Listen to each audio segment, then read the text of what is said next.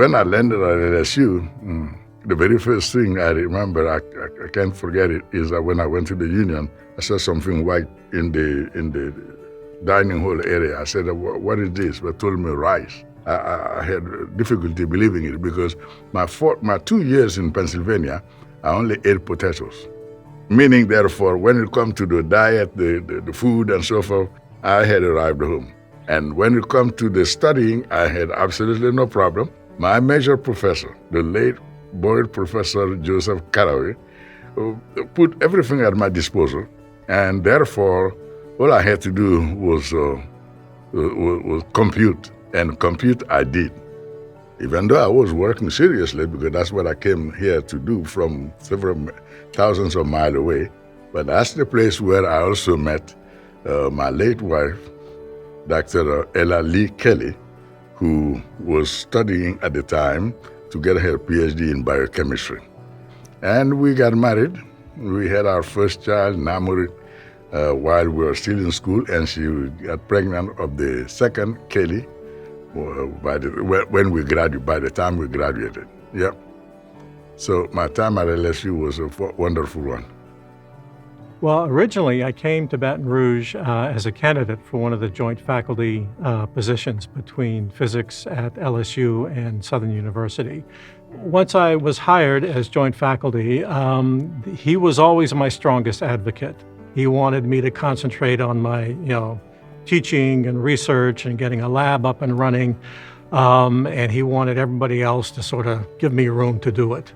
He could sort of command the room, okay? If anything needed to be dealt with, he was there in a firm but very convincing way.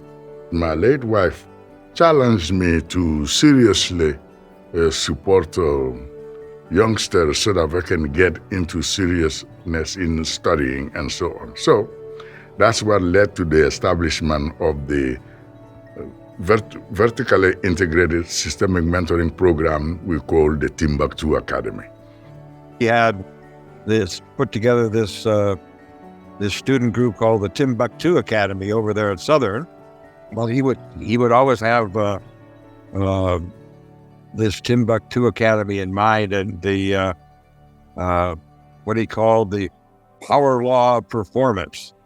And we simply says that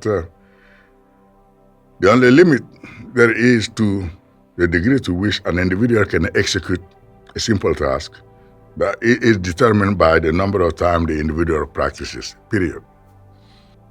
That kind of very simple lesson, which seems to be lost on many people these days, was something that he kept pushing over and over and over again, and it worked. As I told my colleague all the time, it does not matter what frontier research we are doing. If we do not train the next generation, then the enterprise will fizzle out over the years. That's obvious.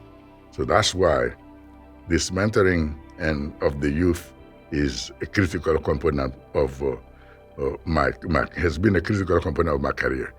He has written something like 100 papers of physics, but his real claim to fame has been his mentoring. He has made that into a system. He has written that up. His papers have been nationally recognized.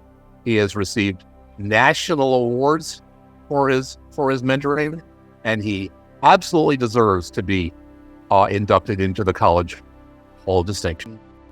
Well, I think it's a recognition that is highly deserved, and I would certainly wish to extend my personal congratulations. I wouldn't be sitting here without him. Okay, I can't say more than that. I profoundly appreciated the recognition. I take it to be a recognition, and I always take every recognition to be an invitation to do more.